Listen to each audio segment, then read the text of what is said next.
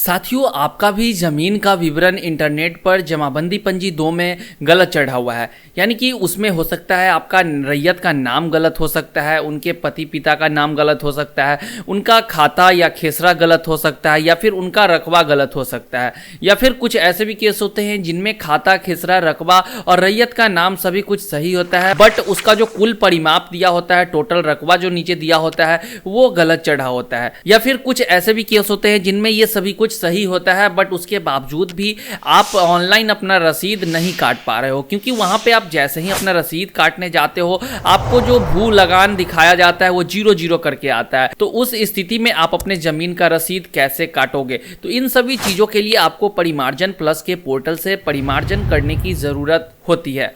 दोस्तों, परिमार्जन प्लस के पोर्टल से आप परिमार्जन कैसे करोगे, इस पर मैंने पहले से भी वीडियो बना रखा है। उस वीडियो में मैंने बहुत सारे ऐसे कमेंट्स देखे जिसमें अभी भी लोगों को परिमार्जन प्लस के पोर्टल से कुछ कंफ्यूजन आ रही थी। इसलिए दोस्तों मैंने सोचा कि मैं फिर से परिमार्जन प्लस के पोर्टल से आपको जमीन के अपने विवरण में किस प्रकार से सुधार करना है, इस पे एक प्रॉपर वीडियो फिर से बना दूं। दोस्तों, उस वीडियो का मैंने कमेंट को रीड किया तो वहां पे बहुत सारे लोगों का ये डाउट था कि उसमें जो शपथ पत्र लगता है, एफिडेविट आप अपने से डालते हो लिख करके शपथ पत्र, तो उसमें किसका नाम होगा? उसमें रैयत का नाम होगा। बहुत सारे लोग ये कमेंट कर रहे हैं कि मेरे बाबा परदादा के नाम का जमीन था, बट वो तो अब जीवित है ही नहीं, या उनका आधार कार्ड भी नहीं है, तो मैं उनका आधार कैसे अटैच करूंगा? तो दोस्तों, आपको पता होना चाहिए, आप किसी भी प्रकार का कोई एफिडेविट बनवाते हो या फिर शपथ पत्र बनवाते हो या आवेदन करते हो, आवेदनकर्ता भी अगर आप होते हो, तो वो व्यक्ति वैसे व्यक्ति का ही वहां पे नाम दिया जाएगा जो जीवित है। अगर मान लीजिए आपके बाबा के नाम से जमीन है और वे जीवित नहीं है, ना ही उनका कोई आधार कार्ड है, तो उस केस में क्या करना है? आपके अगर पापा जीवित है तो आप अपने पापा को आवेदनकर्ता बनवा सकते हो, उनके नाम से शपथ पत्र बना सकते हो। अगर वे भी जीवित नहीं है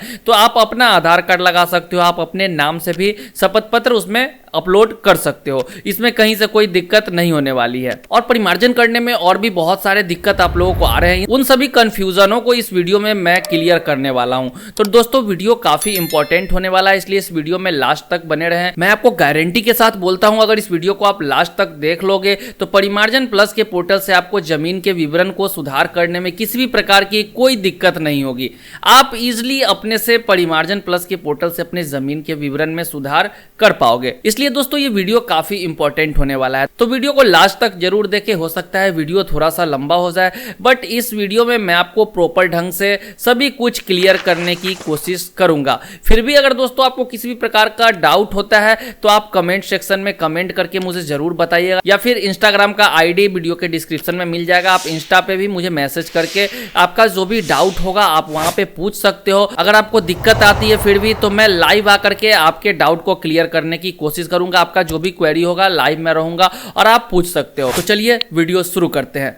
तो दोस्तों, जब वीडियो ज़्यादा लंबा ना हो इसलिए मैं सीधा पॉइंट पे आता हूँ। आपको ये सभी प्रोसेस तो पता होगा। आपको सबसे पहले बिहार भूमि के पोर्टल पर लॉगिन हो जाना और यहाँ पे आपको परिमार्जन हेतु आवेदन करे पे क्लिक करना है। परिमार्जन प्लस का जो नया वेबसाइट है वो आपके सामने ओपन होके आ जाएगा। दोस्तों, आप देख सकते हो कि आपके सामने कुछ इस प्रकार का वेबसाइट ओपन होके आ जाएगा। यहाँ पे आपको नीचे आना है और आपका जो पहले से किया हुआ आवेदन है वो भी आपको यहीं पे दिख जाएगा। आप यहाँ पे देख सकते हो आपका जो भी आवेदन किया हुआ है वो आपको यहाँ पे दिख जाएगा। और अंचला अधिकारी द्वारा लौटाए गए आवेदन की सूची, आपने जो आवेदन किया है वो सीओ के द्वारा आपके पास वापस भेजा जाता है। उसमें किसी भी प्रकार का त्रुटि अगर होता है तो वापस भेजा जाता है, तो वो भी आपको नीचे दिख जाएगा। यहाँ पे आप व्यू वाले ऑप्शन पर क्लिक करके आप उसकी भी स्टेटस यहां से चेक कर सकते हो और सुधार कर सकते हो। सुधार करने का भी दोस्तों ऑप्शन यहीं पे दिया गया है। दोस्तों, मैं यहां पे आपको बताने वाला हूं कि आपको एक नया आवेदन कैसे करना है। अगर जमीन में आपकी किसी भी प्रकार का कोई त्रुटि है तो आपको यहां पे पोस्ट एप्लीकेशन पे क्लिक करना है।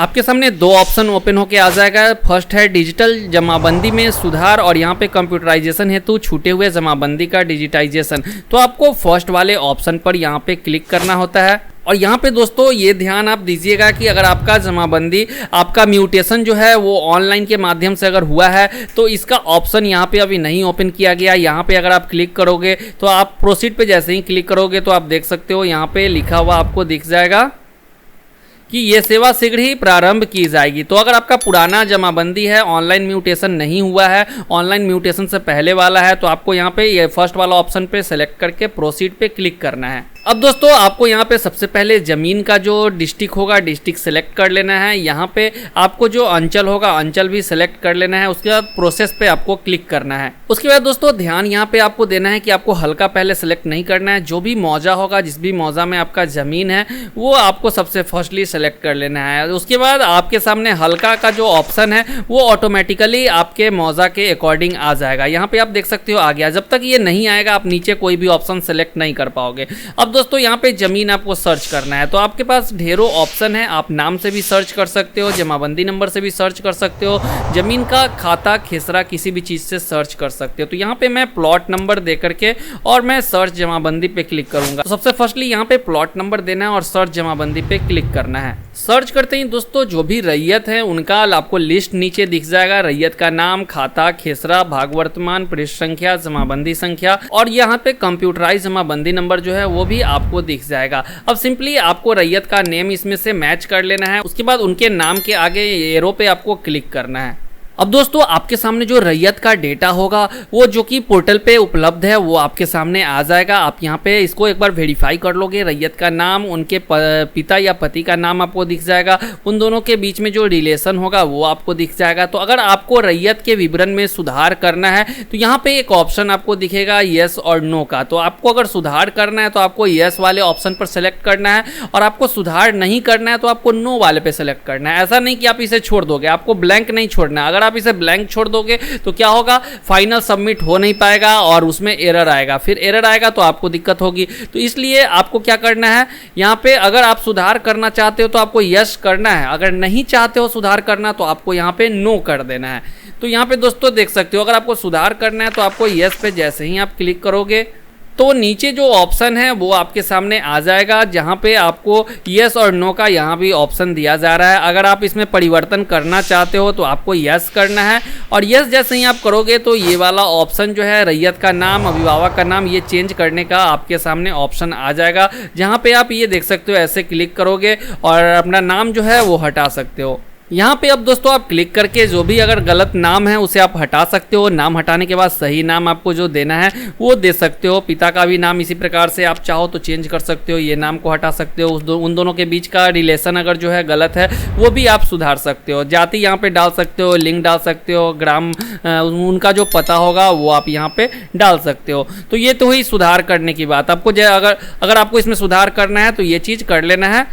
अगर आपको इसमें किसी नए रैयत का नाम जोड़ना है, मान लीजिए जमीन 2 या 3 व्यक्तियों के नाम पे है, और अगर इसमें आपको किसी नए रैयत का नाम जोड़ना है, मान लीजिए जमीन अगर 2 या 3 व्यक्ति के नाम से है बट जमाबंदी पंजी 2 पे एक ही आदमी का नाम चढ़ा हुआ है, तो आपको क्या करना है, नए रैयत का नाम यहाँ पे जोड़े पे आपको क्लिक करना है और इसी प्रकार से आपके सामने ऑप्शन आ जाएगा जहाँ पे आपको रैयत का नाम, उनके पिता या पति का नाम और उनके बीच में जो रिलेशन होगा वो रिलेशन आपको डाल देना है। यहाँ से जाति भी आपको डाल देना है। तो इस प्रकार से आप रैयत के नेम में, उनके विवरण में सुधार कर सकते हो या किसी नए रैयत का नाम जोड़ सकते हो। तो यहाँ पे दोस्तों ये आपका क्लियर हो चुका होगा। तो दोस्तों मैं आपको यहाँ पे स्टेप बाय स्टेप प्रोसेस समझा रहा हूँ, वीडियो को आप गौर से देखिएगा लास्ट तक, फिर आपको किसी भी प्रकार का कोई प्रॉब्लम नहीं होगा करने में, ठीक है। इसलिए मैं आपको स्टेप बाय स्टेप प्रोसेस के साथ बता रहा हूँ। तो ये तो हो गया नाम वाला विवरण। अब यहाँ देखिए आपको जमीन के विवरण में सुधार करना है तो नीचे आपके सामने आपका खाता खेसरा जमीन का और जो रकबा है वो आ जाएगा। आपको सिंपली नीचे आना है और नीचे एक ऑप्शन और नीचे आपको टोटल जो आपका ज़मीन है वो आपको दिख जाएगा। तो यहाँ पे आपको अब 2 ऑप्शन दिखेगा। क्या आप खेसरा के विवरण में सुधार करना चाहते हो? अगर बस आपको खाता खेसरा जमीन का सुधारना है तो आपको यहाँ पे क्या करना है, यस करना है। या बहुत सारे लोगों का क्या होता है, खाता खेसरा रकबा तो सही दिया होता है बट यहाँ जो आप देख रहे हो कुल परिमाप, टोटल रकबा जो दिया होता है ये गलत होता है। तो अगर बस आपको कुल रकबा में सुधार करना है तो आपको यहाँ पे यस करना है, इसमें आपको कंफ्यूज नहीं होना है। तो अगर आपको खाता खेसरा और रकबा में सुधार करना है तो आपको क्या करना है, यस पे क्लिक करना है। तो यहाँ पे आप देख सकते हो खाता नंबर चेंज करने का आपके सामने ऑप्शन आ चुका है। यहाँ से आप अपना खाता नंबर चेंज कर सकते हो।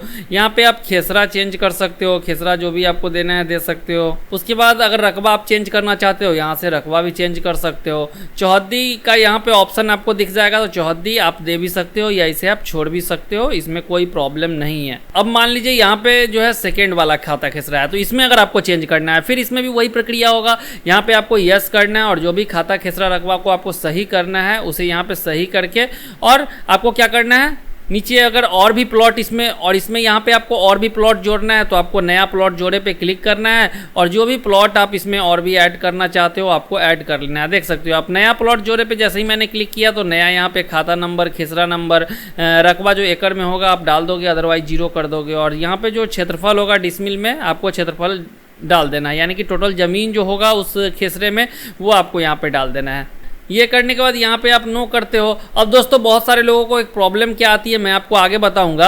यहाँ पे परिवर्तन के लिए प्राधिकार, अब दोस्तों यहाँ पे परिवर्तन के लिए प्राधिकार लगान शेष का उपलब्ध विवरण, जैसे कि बहुत सारे लोगों का लगान जो होता है, लगान राशि वो अपडेट नहीं रहता है। वो आप जैसे ही रसीद काटने जाओगे ऑनलाइन तो वहाँ पे आपको 00 शो होगा।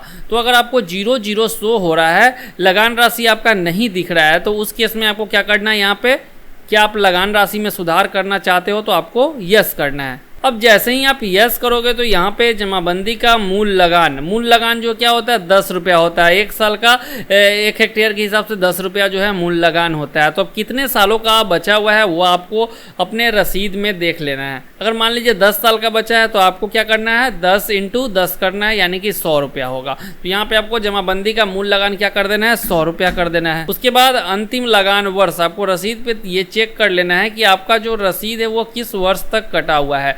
तो जो भी लगान मान लीजिए 18-19 तक का आपका रसीद कटा हुआ है तो आपको यहाँ से क्या करना है 18-19 सेलेक्ट कर लेना है। बहुत ही सिंपल है दोस्तों, बहुत ही इजी। अगर आप ध्यान से देखोगे तो आपको परिमार्जन करने में किसी भी प्रकार की कोई दिक्कत नहीं होने वाली है। अब यहाँ पे दोस्तों डॉक्यूमेंट अपलोड करने का ऑप्शन आपको दिख जाएगा। तो दोस्तों इसमें आपको ध्यान देना है, डॉक्यूमेंट आपको ध्यान से अपलोड करना है, क्योंकि सभी चीज़ इसी पे डिपेंड करता है। अगर आप डॉक्यूमेंट ही गलत तरीके से अपलोड कर दोगे तो आपका परिमार्जन जो है वो क्या होगा, रिजेक्ट हो जाएगा। जैसे कि यहाँ पे आप देख सकते हो आप किस संबंध में सुधार कर रहे हो। सबसे फर्स्ट ऑप्शन है रैयत विवरण में सुधार। तो अगर आप रैयत के विवरण में जैसे कि जो भी जमीन के रैयत हैं उनका नाम हो गया, उनके पिता का नाम हो गया या पति का नाम हो गया, अगर इन सभी चीज़ों में आप चेंज कर रहे हो तो आपको क्या करना है फर्स्ट वाला ऑप्शन सेलेक्ट रहने देना है। आपके सामने इससे सपोर्टिंग डॉक्यूमेंट का ऑप्शन आ जाएगा, आप इसमें से देख लोगे, जैसे कि लगान रसीद, दाखिल खारिज शुद्धि पत्र अगर आपके पास है, जमाबंदी पंजी कॉपी अगर आपके पास है, दाखिल खारिज का आदेश अगर आपके पास है जो कि सीओ के द्वारा दिया जाता है। तो इन सभी में से चारों में से कोई भी डॉक्यूमेंट अगर आपके पास है तो आप उसे यहाँ पे अपलोड कर सकते हो। सबसे इजी दोस्तों रहेगा आपके लिए लगान रसीद। लगान रसीद आप सेलेक्ट कर लोगे और यहाँ पे रसीद का जो दस्तावेज संख्या होता है वो आपको दे देना है। दोस्तों रसीद संख्या आपको कहाँ से मिलेगा, तो यहाँ पे आप देख सकते हो, यहाँ पे जो रसीद आपका होगा वहाँ पे एक कंप्यूटराइज नंबर यहाँ पे दिया होगा, उसी नंबर को आपको रसीद संख्या में यहाँ पे दस्तावेज संख्या में डाल देना है। दस्तावेज की तारीख आप कहाँ से लाओगे, तो आप देखोगे जो भी आपका रसीद है उसमें नीचे में डेट दिया रहता है, उस डेट को आपको क्या करना है यहाँ पे डाल देना है। उसके बाद जारीकर्ता प्राधिकारी का नाम, जिसने भी रसीद को जारी किया है, यानी कि कर्मचारी होते हैं, तो कर्मचारी का अगर आपको नाम पता है जिन्होंने जारी किया है तो आपको उनका नाम यहाँ पे दे देना है। अगर नहीं पता है तो आपको सीधा राजस्व कर्मचारी लिख के छोड़ देना है। अब दोस्तों यहाँ पे डॉक्यूमेंट अपलोड आपको करना है। डॉक्यूमेंट किस प्रकार से आप अपलोड करोगे, तो दोस्तों यहाँ पे देख सकते हो ये रसीद मैं इसके लिए सपोर्टिंग डॉक्यूमेंट में अपलोड कर रहा हूँ। तो इस रसीद को आपको क्या करना है 500 KB के अंदर PDF में कंप्रेस कर लेना है और यहाँ पे अपलोड कर देना है। यहाँ पे दोस्तों आप डेट डालते हो तो कभी कभी आपके सामने क्या एरर आएगा, जैसे कि दोस्तों यहाँ पे मैंने डेट डाला है, तो डेट में मैंने क्या डाला है बीच में डैश डैश कर दिया है। अब दोस्तों यहाँ पे देखिए, अगर आप डेट अपने से यहाँ पे डालोगे, कैलेंडर से सेलेक्ट नहीं करोगे तो आपके सामने कुछ इस प्रकार का एरर आ सकता है। जैसे ही मैं यहाँ पे डॉक्यूमेंट अपलोड करूँगा और प्रीव्यू करूँगा तो यहाँ पे आप देखोगे, यहाँ पे देखो आप, string was not recognised as a valid date time. तो यहाँ पे डेट और टाइम जो है वो मैंने सही तरीके से नहीं फिल किया है, नहीं डाला है, तो यहाँ पे इसीलिए यहाँ पे ये एरर आ रहा है। अब डेट और टाइम कैसे सही आप डालोगे, तो या तो आप कैलेंडर से आगे पीछे करके सेलेक्ट कर सकते हो, नहीं तो ये डैश नहीं डालना है, डैश की जगह पे आपको क्या डालना है स्लैश डालना है। इस तरह से आप डालोगे तो फिर आपका ये अपलोड हो जाएगा। यहाँ पे रसीद को डालने के बाद प्रीव्यू बटन पे क्लिक करना है। जैसे ही आप प्रीव्यू करोगे, अब दोस्तों ये डॉक्यूमेंट जो है आपका 500 KB से कम के PDF में आपको यहाँ पे अपलोड कर देना है। फिर यहाँ पे शपथ पत्र आपको अपलोड करना है। शपथ पत्र आपको कहाँ से मिलेगा, तो इसी पोर्टल पर यहाँ पे आप एफिडेविट पे आप जैसे ही क्लिक करोगे तो ये शपथ पत्र आपके सामने आ जाएगा। यहाँ पे दोस्तों बहुत सारे लोगों को ये कन्फ्यूजन होता है कि मान लीजिए कोई भी जमीन का अगर वे परिमार्जन करा रहे हैं, तो अगर जमीन उनके बाबा दादा के नाम नाम पे है या किसी ऐसे व्यक्ति के नाम पे है जो कि अब इस दुनिया में नहीं है, वे अब इस दुनिया में जीवित हैं ही नहीं। तो उस केस में बहुत सारे लोगों ने मेरे पे कमेंट किया है, कमेंट करके पूछा है कि मैं अपने बाबा दादा का कैसे आधार कार्ड यहाँ पे लगाऊं या फिर उनका शपथ पत्र कैसे बनाऊं। तो दोस्तों आपको इसके लिए घबराना नहीं है, ज़मीन आपके किसी भी पूर्वज के नाम पे होगा। आपको क्या करना है, आवेदनकर्ता में अपना आधार कार्ड लगा देना है और अपना नाम लिख देना है। जरूरी नहीं है कि जो पूर्वज हैं उन्हीं का आधार कार्ड या उन्हीं का नाम, क्योंकि दोस्तों कोई भी शपथ पत्र अगर बनता है या फिर कोई आवेदनकर्ता बनते हैं तो वे जो जीवित व्यक्ति है वे बन सकते हैं, मृत व्यक्ति आवेदनकर्ता या शपथकर्ता नहीं बन सकते हैं। तो आपको क्या करना है, शपथ पत्र में अपना नाम देना है, अपना आधार देना है। तो शपथ पत्र आपको कैसे भरना है, यहाँ पे आप देख सकते हो। यहाँ पे सबसे फर्स्टली आपको अपना नाम देना है, आपको अपने पिता या पति का नाम दे देना है, मौजा सेलेक्ट कर लेना है, जिस भी मौजे में आपका घर है, ठीक है। यहाँ पे ज़मीन का एड्रेस नहीं डालना है, फर्स्ट वाले में क्या करना है, आपको आपका अपना मौजा डालना है। जिस भी गांव में आपका घर है उस गांव का नाम डालना है, वहां का जो थाना नंबर होगा, हर गांव का अलग अलग थाना नंबर होता है, उस थाना नंबर को आपको यहां पे डालना है। आपका जो हल्का होगा हल्का का नाम यहां पे डालना है, जो अंचल होगा अंचल का नाम आपको डालना है, फिर जिला का नाम डालना है। उसके बाद नीचे आप आओगे तो यहाँ पे फिर वही चीज़ करना है, आपको जिला का नाम डालना है, अंचल का नाम डालना है, यहाँ पे आपको ज़मीन का विवरण डालना है। जिस भी हल्के में ज़मीन होगा उस हल्के का नेम आपको यहाँ पे दे देना है, जिस भी मौजे में ज़मीन होगा उस मौजे का नाम आपको यहाँ पे दे देना है, जो जिस भी थाने नंबर का ज़मीन होगा यहाँ पे आपको थाना नंबर दे देना है। वॉल्यूम संख्या में आपको ज़मीन का जो भाग वर्तमान होता है वो दे देना है। पृष्ठ संख्या में आपको ज़मीन का जो पृष्ठ संख्या दिया रहता है पोर्टल पर वो आपको दे देना है। और जमाबंदी नंबर में भी जो आपका जमाबंदी नंबर होगा ऑनलाइन या ऑफलाइन में वही जमाबंदी नंबर आपको यहाँ पे देना है। और नीचे आप आओगे तो यहाँ पे शपथकर्ता का आपको सबसे फर्स्टली नेम दे देना है, उसके बाद मोबाइल नंबर लिख देना है और फिर से उनका साइन यहाँ पे आपको ले लेना है। जैसा कि दोस्तों आप यहाँ पे देख सकते हो मेरे पास पहले से एक शपथ पत्र है, तो वो सभी कुछ फिल करने के बाद आपको क्या करना है, आधार कार्ड अपना इसी तरह से जिरक्स करवा करके और नीचे साइन करना है और इसमें आधार को भी अटैच कर देना है, क्योंकि दोनों जो आपका डॉक्यूमेंट होगा वो दोनों पीडीएफ में एक ही साथ अटैच होकर के अपलोड होगा। अब दोस्तों आपको क्या करना है, उसी डॉक्यूमेंट को यहाँ पे अपलोड कर देना है। अपलोड करने के लिए दोस्तों सीधा से आपको आना है कंप्यूटर स्क्रीन पे और ड्रैग एंड ड्रॉप वाला ऑप्शन जो है सेलेक्ट करके यहाँ पे ड्रैग एंड ड्रॉप कर देना है। अब दोस्तों यहाँ पे आपको टर्म्स एंड कंडीशन को एक्सेप्ट करना और फिनलाइज पे क्लिक करना है। अगर आप इसमें किसी भी प्रकार का कोई करेक्शन करना चाहते हो तो आपको क्या करना है, एडिट वाले ऑप्शन पर क्लिक करना है और अपना करेक्शन कर लेना है। अगर आपको लगता है कि नहीं ये सभी कुछ सही है तो आपको फिनलाइज पे क्लिक करना है और यहाँ पे ओके करना है। ओके करते ही दोस्तों आप यहाँ पे देख सकते हो कि आपका जो इसका रिसीविंग होगा परिमार्जन का वो आपके सामने जनरेट होके आ जाएगा। दोस्तों आप यहाँ पे देख सकते हो आपका रिसीविंग जो है वो जनरेट होके आपके सामने आ गया है। आपको यहाँ पे एक एप्लीकेशन आईडी दिया जाएगा, इसी एप्लीकेशन आईडी से आप अपने एप्लीकेशन का स्टेटस चेक कर सकते हो। अब दोस्तों बहुत सारे लोग क्या बोलते हैं कि नहीं परिमार्जन करने पे सुधार नहीं होता है, ब्लॉक में उनके धांधली होती है। जी हाँ दोस्तों, बिहार में ब्लॉक में तो बहुत ही ज़्यादा धांधली है, बट दोस्तों काम होता है पैसा देने के बाद ही। बट ये परिमार्जन प्लस से जो अभी आवेदन हो रहा है, परिमार्जन करने के बाद जो है काम आपका होता है। तो आपको मैं स्टेटस भी चेक करा देता हूं। आप देख सकते हो स्टेटस चेक करने के लिए आपको ट्रैक एप्लीकेशन पे क्लिक करना है। उसके आपका ज़मीन जिस भी ज़िले का था आपको ज़िला सेलेक्ट कर लेना है यहाँ से।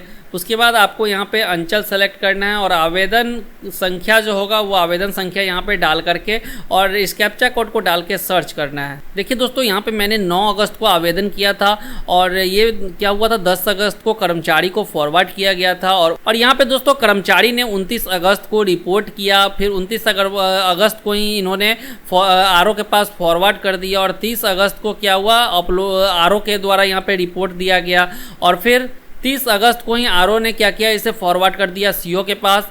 उसके बाद यहाँ पे 18 सितंबर को देख सकते हो काफ़ी टाइम इस बीच में लगाया गया, बट दोस्तों 18 सितंबर को फाइनली सीओ का रिपोर्ट आ गया और सीओ ने उस आवेदन को फिर रिवर्ट कर दिया एप्लीकेंट के पास, यानी कि जो आवेदन जिन्होंने किया उनके पास उन्होंने वापस भेज दिया। इसमें कुछ त्रुटि पाया गया इसलिए उन्होंने वापस भेज दिया। अब दोबारा से क्या करना होगा, पोर्टल पर लॉग इन करके और वहाँ से सुधार करना होगा। तो दोस्तों यहाँ पे अगर सभी कुछ सही रहता तो यहाँ पे क्या होता, ये डिस्पोज हो जाता। यहाँ पे जो आवेदन किया गया था उसे एक्सेप्ट कर लिया जाता और डिस्पोज हो जाता और पोर्टल पे आपका जो जमाबंदी है वो सुधार कर दिया जाता। तो दोस्तों कुछ इस प्रकार से आप अपने जमाबंदी में ऑनलाइन सुधार कर सकते हो परिमार्जन प्लस के माध्यम से और उसकी स्टेटस भी आप बहुत ही आसानी से चेक कर सकते हो। उम्मीद करता हूं दोस्तों ये वीडियो आपको काफी पसंद आई होगी और आप अपने जमीन के विवरण में इस वीडियो के माध्यम से सुधार कर पाए होंगे। तो तब तक के लिए वीडियो देखने के लिए बहुत बहुत धन्यवाद। मिलते हैं नेक्स्ट वीडियो में किसी नई जानकारी के साथ। तब तक के लिए जय हिंद, गुड बाय।